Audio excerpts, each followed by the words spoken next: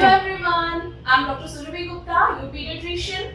So after long time हम आपके साथ जुड़ रही हूँ मैं और सरप्राइजिंगली आज हमारे साथ बहुत ही जाने मानी orthopaedician ortho surgeon doctor Siddharth Gupta हैं और हाँ जी, तो डॉक्टर सिद्धार्थ गुप्ता का खुद का भी चैनल है। सर के साथ आप जुड़ सकते हैं इनके चैनल पे जो सर के नाम से ही है, डॉक्टर सिद्धार्थ गुप्ता। तो उस चैनल को आप सब्सक्राइब कर सकते हैं ऑर्थो की बहुत सारी नॉलेज लेने के लिए। बट आज क्योंकि पीडियाट्रिशियन सर को इंटरव्यू कर रहे हैं तो डेफिनेटली जो हमारा क्वेश्चन होगा वो बच्चों से रिलेटेड ही होगा। सो मोस्टली हमारी क्वेरीज आती रहती है मेरे पास, मैंने वीडियोस बनाई भी है बट कुछ सेटिस्फेक्शन होता नहीं है। तो हमने सोचा क्यों ना हम आज जाने ऑर्थो के डॉक्टर से ही बो लेग्स के बारे में। सो चलिए सबसे पहले इससे ऑब्वियसली क्वेश्चन जो आता है कि हमें पता तो होना चाहिए कि बो लेग्स होते क्या है। तो सर आप प्लीज हमें बताइए हमारे दर्शकों को कि बो लेग्स एग्जैक्टली है क्या। बो लेग्स एक ऐसी प्रॉब्लम है जिसमें बच्चों के जो पैर हैं, तो बच्चों के पैर हैं इस तरह से हो जाते हैं, जैसे कि आप बो से समझते हैं तीर कमानी के शेप में हो जाते हैं और जो घुटने का हिस्सा है वो दोनों घुटने का हिस्सा बाहर की तरफ डिविएटेड हो जाता है, बाहर की तरफ डिविएटेड हो जाता है। तो इस प्रॉब्लम को बो लेग्स कहा जाता है, जिसको लेके माँ बाप अक्सर बहुत ही परेशान हो जाते हैं। जी ठीक है, तो हम समझ गए कि बो लेग्स क्या होते हैं। नॉर्मली कई सारे पेरेंट्स होते हैं वो ऐसे पूछते हैं कि मैम मेरे बच्चे को बो लेग्स हैं तो क्या प्रॉब्लम है, कैसे ठीक होंगे। तो सर एक्चुअली क्या बो लेग्स एक प्रॉब्लम है या इसके बारे में आप क्या बताना चाहेंगे। पेरेंट्स को उनको रिलैक्स रहना चाहिए या कंसर्न रहना चाहिए। जी बहुत ही अच्छा क्वेश्चन है। देखिए वैसे बो लेग्स जो है फिजियोलॉजिकल होता है, फिजियोलॉजिकल बोले तो ये एक नॉर्मल ग्रोथ का पार्ट है, ठीक है। ये सभी बच्चों में कुछ में कम मात्रा में कुछ में थोड़ा ज्यादा मात्रा में होता ही है। जब बच्चा चलना शुरू करता है 1 साल की उम्र पे लगभग, तब माँ बाप इसको नोटिस करते हैं और ये लगभग 2-2.25 साल की उम्र तक नॉर्मली रह सकता है। कुछ बच्चों में यह प्रॉब्लम 4-5 साल की उम्र तक भी रह सकती है। तो इसको हम फिजियोलॉजिकल जीनू वैरम या फिजियोलॉजिकल बो लेग्स भी कहते हैं, जो कि अधिकांशतः 2 साल के बाद बच्चों में नहीं होता। 2 साल तक बच्चों के पैर ऐसे होते हैं, यानी कि टखना उनका पास में होता है और घुटना एक दूसरे से दूर होता है। 2 साल के बाद धीरे धीरे जब बच्चा हाइट गेन करता है तो ये पैर ऐसे होते हैं और इसमें नौक यानी कि घुटने दोनों पास हो जाते हैं और टखने दोनों दूर हो जाते हैं। ये 7 साल की उम्र तक रहता है और 7 साल की उम्र के बाद जो है लगभग पैर सीधे हो जाते हैं। तो उस दौरान माँ बाप को इसकी मॉनिटरिंग जरूर करनी चाहिए, देखना चाहिए और अगर ये प्रॉब्लम 2 साल के बाद भी परसिस्ट कर रही है तो डॉक्टर से जरूर मिलना चाहिए।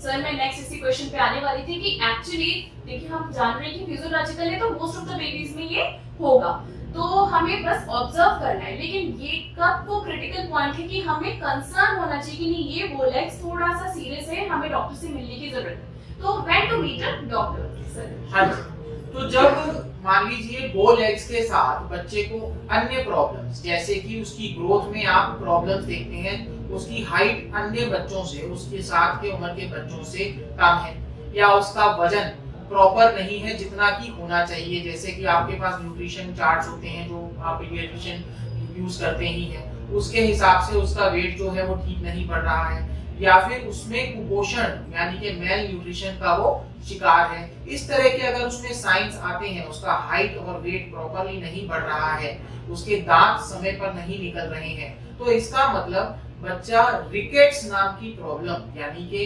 विटामिन बी और कैल्शियम की कमी से जो प्रॉब्लम होती है, जिसमें हड्डियों का मिनरलाइजेशन या हड्डियों की सीमेंटिंग बोले, हड्डियों का ठोसपन बोले, वो ठीक से नहीं हो पाता है, उसका शिकार बच्चा हो सकता है। ये कोई बहुत ही बड़ी प्रॉब्लम नहीं है, सिर्फ एक न्यूट्रिशनल प्रॉब्लम है जो कि खाने पीने में परिवर्तन करने से ठीक हो सकती है। इसके लिए जब भी आप किसी ऑर्थोपेडिशियन या पीडियाट्रिशियन से मिलते हैं, वो बच्चे के कुछ टेस्ट कराते हैं, जिसमें से 3-4 टेस्ट मेन है, serum vitamin D, calcium, phosphorus और एल्कलाइन फॉस्फेटेस। कभी कभी हम हीमोग्लोबिन भी करा सकते हैं देखने के लिए कि कहीं उसमें खून की कमी तो नहीं है। अगर उस समय रिकेट्स की प्रॉब्लम है और उसके चलते जीनोवेरम है तो डॉक्टर जो है यूजुअली विटामिन डी और कैल्शियम का सप्लीमेंटेशन देते हैं और उसी के सप्लीमेंटेशन से इसकी डोज और मात्रा आप डॉक्टर से समझ सकते हैं, बच्चे के बॉडी वेट के हिसाब से वो आपको समझा देंगे और उसके हिसाब से आप इसको दे सकते हैं। परंतु अगर वो सब टेस्ट नॉर्मल है और इसलिए तो आपको 2-2.5 साल तक की एज तक उसमें चिंता करने की आवश्यकता है ही नहीं। सर तो नेक्स्ट मैं आपसे पूछना चाहूंगी, कितने % चांसेस होते हैं कि बच्चों में ये क्रिटिकल होगा या सीरियस होगा जिसमें ट्रीटमेंट की जरूरत पड़ेगी? और हम ट्रीटमेंट आपने आई गेस बता ही दिया है, लेकिन एक बार आप बता दीजिए कितने % बच्चों को ट्रीटमेंट की जरूरत पड़ती है? देखिए अधिकांश तो बच्चे इसमें जो है विटामिन डी कैल्शियम के सप्लीमेंटेशन से ठीक हो ही जाते हैं। ठीक है, हम स्टेप वाइज ट्रीटमेंट को समझते हैं। फिजियोलॉजिकल जीनोवेरम जो है वो तो 2-2.5 साल तक ठीक हो ही जाएगा अपने आप, उसमें आपको कुछ करना नहीं है, किसी डॉक्टर को कुछ नहीं करना है। ठीक है, जो रिकेट्स वाला जीनोवेरम है जो कि खाने पीने की कमी के कारण हुआ है या विटामिन डी की कमी के कारण हुआ है, वो सप्लीमेंटेशन से, यानी कि वो दवाई के फॉर्म में भी हो सकता है, सनलाइट एक्सपोजर से भी हो सकता है, खाने में दूध, अंडा, पनीर, बाजरा, इस तरह की चीजें खाने से भी विटामिन डी कैल्शियम अच्छे से मिलता है, उससे भी हो सकता है। तीसरा जीनोवेरम है जो कि ऐसा जीनोवेरम है, यानी कि ऐसा बोल एग है जो 5 साल की एज तक भी ठीक नहीं हो रहा। बच्चा 5 साल का हो गया, 7 साल का हो गया, फिर 10 साल का पहुंच गया, यानी कि एडोलेसेंट एज ग्रुप में एंटर करने वाला है, तब भी ठीक नहीं हो रहा है। उस केस में हमें किसी इंटरवेंशन की जरूरत पड़ती है। उस केस में ही वो मात्र 5 से 10% बच्चे ही होते हैं, यानी कि 100 बच्चे अगर बोल एग्स में हैं तो उनमें मात्र 5 से 10% यानी कि 10 बच्चों में ही मैक्सिमम इसमें सर्जिकल करेक्शन की जरूरत पड़ती है। और इसमें बेस्ट एज जो होती है सर्जरी की, वो स्केलेटल मैच्योरिटी से पहले, यानी कि जब तक बच्चे की हाइट बढ़ रही है उससे पहले ऑपरेट हो जाए तो वो बेस्ट होता है। ठीक है, इसके अलावा कई बार माँ बाप जो होते हैं कॉन्शियस होते हैं 2 से 5 साल की उम्र में, तो हम कभी कभी ब्रेसिंग, यानी कि आप कह सकते हैं पेड़ की बेल्ट भी लगा देते हैं बच्चों के पैरों में। उस बेल्ट से भी कुछ हद तक फायदा जरूर होता है, पर साइंटिफिकली प्रूवन उसके बहुत ज्यादा एविडेंस नहीं है, क्योंकि आजकल एविडेंस बेस्ड मेडिसिन का जमाना है। उसका कुछ हद तक फायदा जरूर होता है, बट वो कितना सिग्निफिकेंट है ये अभी कह पाना मुश्किल है। तो 10% लोगों में ही सर्जिकल करेक्शन की जरूरत मुश्किल से पड़ती है, और वो भी तब जब बोल एग जो है 8-9 साल की एज तक परसिस्ट कर रहा है। सर तो ऑब्वियसली जब भी बच्चों की सर्जरी की बात आती है तो पेरेंट्स ये जरूर पूछना चाहते हैं कि रिस्क कितना है, बहुत मेजर सर्जरी है या सिंपल डे केयर सर्जरी में ये काम हो जाता है? It is a very simple surgery. अगर आप हाइट बढ़ने से, देखो एक बड़ा सिंपल सा एग्जांपल देते हैं, अगर घड़ा कच्चा है तो उसको आप किसी भी शेप में मोल्ड कर सकते हो। अगर घड़ा पक चुका है तो फिर आप उसको किसी भी शेप में मोल्ड करने में बड़ी दिक्कत होगी। तो यही चीज है कि जब तक बच्चे की हाइट बढ़ रही है उस दौरान आप सर्जरी करा लेते हैं तो बहुत छोटी सर्जरी होती है, उसमें हेमी एपिफाइसियोडीसिस यानी कि 8 प्लेट छोटी छोटी लगाई जाती है, मुश्किल से इंच भर के इंसिजन से सर्जरीज हो जाती हैं। और ये डे केयर सर्जरी की तरह ही होता है, नेक्स्ट जैसे बच्चा चल के आता है वैसे ही शाम तक चल के वापस जा भी सकता है, और सर्जरी 100% सेफ होती है। हाँ, अगर अब हाइट बढ़ गई है, मान लीजिए बच्चा 16-17 साल का हो गया, 18 साल का हो गया, अब जो उसकी हड्डियां हैं उसमें लचीलापन, इलास्टिसिटी बढ़ने की क्षमता, करेक्शन की क्षमता अब नहीं रही, यानी कि घड़ा जो है वो पक चुका है। अब हम अगर ऑपरेट करेंगे तो फिर ऑपरेशन बड़ा करना पड़ता है, या कई बार अगर हमें लगता है कि ये ज्यादा सीवियर है तो फिर हम उसको ऑपरेट करते भी नहीं है। ठीक है, तो समय रहते इसको आपको अवेयर होना जरूरी है, बिवेयर होना जरूरी नहीं है। You have to be aware कि बोल एग्स क्या है। आप डॉक्टर से मिले, रिकेट्स प्रॉब्लम है तो उसको सॉल्व करवा लिया, फिर भी अगर भगवान ना करे परसिस्ट कर रहा है बाद में, तो सर्जरी का भी एक पर्टिकुलर टाइम है, उसी में करा ले तो समय रहते वो बेस्ट होता है।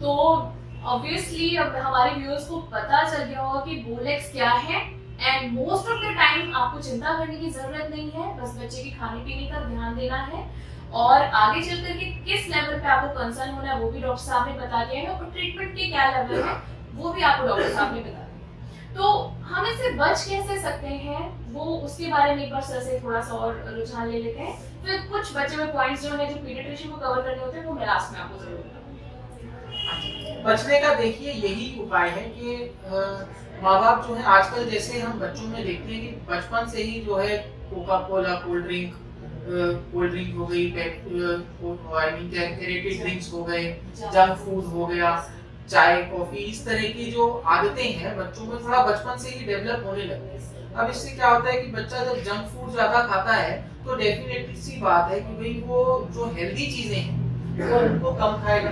अगर चॉकलेट खा ली उसने या फिर जंक फूड खा लिया, पिज्जा बर्गर खा लिया, चाइनीज खा लिया, तो ऐसी आदतों से पहले से ही बच्चों को दूर रखें। कम से कम तब तक तो दूर रखें जब तक उसकी हाइट बढ़ रही होती है, उसको कम से कम इन चीजों का सेवन करने दें। दूसरी बात, आप हेल्दी फूड जैसे कि मिल्क है, बढ़ते बच्चों में मिल्क की बहुत ज्यादा जरूरत है। कई लोग कहते हैं कि जी हम तो अभी दूध पीना शुरू किया है। अगर आपकी हाइट बढ़ गई, ग्रोथ हो गई, उसके बाद आप दूध पिएंगे, ठीक है फायदा तो करेगा, लेकिन उतना फायदा वो नहीं करता। तो कई बच्चों को मान लीजिए दूध से थोड़ा सा एसिडिटी हो जाती है, कुछ प्रॉब्लम है, तो दूध के दूसरे प्रोडक्ट्स जैसे दही है, नमकीन लस्सी है, पनीर है, अगर आप अंडा खाते हैं तो उबला हुआ अंडा योग के साथ, उसका येलो वाला पार्ट है उसके साथ में तो और भी बेहतर है, क्योंकि उसमें सारे विटामिन मौजूद होते हैं। ठीक है, और उसके अलावा हम सिर्फ ज्यादातर गेहूं की रोटी पे ही फोकस करते हैं। हम जो है बाजरा होता है, रागी होती है, इसको मिलेट पर्ल्स बोलते हैं, इनको भी अगर आप अपने खाने में इंक्लूड करें तो कैल्शियम और फास्फोरस बहुत ही अच्छी मात्रा में आपको मिल जाता है।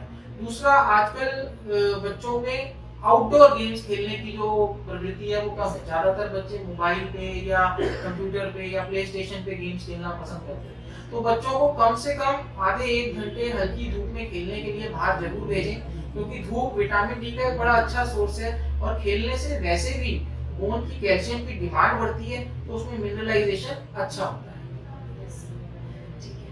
So thank you so much sir, इतनी सारी इन्फॉर्मेशन के लिए। मुझे लगता है पीडियाट्रिशियन वाला पार्ट भी सर ने कवर कर दिया, तो बचा कुछ नहीं है। बस जस्ट टू ऐड ऑन कि आपको पता ही होगा, अब काफी सालों से हम पीडियाट्रिशियंस जस्ट बेबी के बर्थ के बाद विटामिन डी ड्रॉप्स का सप्लीमेंट इसीलिए देते हैं, जैसे सर ने बताया, क्योंकि अब आउटडोर एक्टिविटीज पहले से कम हो गई हैं, सन एक्सपोजर, हम लोग हाई राइज बिल्डिंग्स में आजकल रह रहे हैं, तो सन एक्सपोजर नहीं मिल पाता, इसीलिए हमने विटामिन डी सप्लीमेंट स्टार्ट किया है। वो टिल बर्थ से लेकर के टिल 1.5 इयर्स तक हम बोलते हैं बच्चों को देना ही देना है। 400 इंटरनेशनल यूनिट से लेकर के 800 इंटरनेशनल यूनिट तक अकॉर्डिंग टू एज हम उसको सप्लीमेंट देते हैं। साथ में जैसे कि सर ने बताया डाइट, बिल्कुल मैं उसको बार बार रिपीट नहीं करूंगी, डाइट का वैसे ही ध्यान रखना है जैसे ही टाइम बच्चे का कॉम्प्लीमेंट्री फीडिंग स्टार्ट होता है, तो अच्छी हेल्दी डाइट घर में उसको देंगे। और definitely at the time of concern अगर आपको लगता है कि नहीं बच्चे में कुछ न्यूट्रिशनल कमी है, आप डॉक्टर से मिलते हैं, वो आपको बताते हैं, तो उनकी सलाह को मानिए, और जैसे जैसे ट्रीटमेंट बताया जाए वैसे आप उसको ट्रीटमेंट को कंप्लीट करिए। ये ट्रीटमेंट ऐसा नहीं है कि 1-2 दिन में दे दिया। विटामिन डी की डोसेज फिर भी कम टाइम के लिए होती है, लेकिन साथ में जो कैल्शियम है और विटामिन डी का जो सप्लीमेंटेशन है वो काफी लंबे टाइम तक चलता है, 6 to 8 मंथ्स तक देना पड़ता है। तो उस ट्रीटमेंट को जब कंप्लीट करिए जब आपको बताया जाए। और अगर आपको लगता है कि बोल एक्स से रिलेटेड या एनी अदर क्वेरीज पीडियाट्रिक्स के लिए, तो मैं हमेशा आपको बताती रहती हूँ, आप आ सकते हैं मेरी वेबसाइट IPMIchild.com पर, और डॉक्टर सुरभि गुप्ता यानी मेरे साथ अपॉइंटमेंट बुक कर सकते हैं। और डॉक्टर सिद्धार्थ एंड मी, हम दोनों एक ही हॉस्पिटल में, आदर्श मल्टी स्पेशलिटी हॉस्पिटल है, नॉट दिल्ली बेस्ड हॉस्पिटल है, वहीं पर हम दोनों साथ में काम करते हैं। और डॉक्टर साहब से कोई भी ओपिनियन आपको लेना हो तो डॉक्टर साहब के चैनल का लिंक नीचे डिस्क्रिप्शन में मिल जाएगा, और एक नंबर भी सर का है, कॉन्टैक्ट नंबर, जिससे आप डायरेक्ट सर से बात कर सकते हैं, उनके लिए अपॉइंटमेंट बुक कर सकते हैं। तो सर आप कुछ ऐड करना चाहेंगे अपने चैनल के लिए? बस मैं यही कहूँगा, चैनल में मेरी बहुत सारी वीडियोस हैं जिसमें ऑर्थोपेडिक्स से रिलेटेड बहुत सारी प्रॉब्लम्स जो हैं उस पर वीडियोस बनाई हुई हैं, उसका लिंक आपको वीडियो के डिस्क्रिप्शन में है। आपको जो भी क्वेरीज हैं उनको देखें, चैनल को सब्सक्राइब जरूर करें, और आप चाहते हैं किस टॉपिक पे वीडियो बनाई जाए उसको भी हमें सजेस्ट करें, क्योंकि आपके सजेशन से ही हमें पता चलता है कि हमें किस प्रॉब्लम पे आपको जागरूक करना है। तो फिर आज के लिए इतना ही, फिर मिलते हैं, नमस्कार, थैंक यू।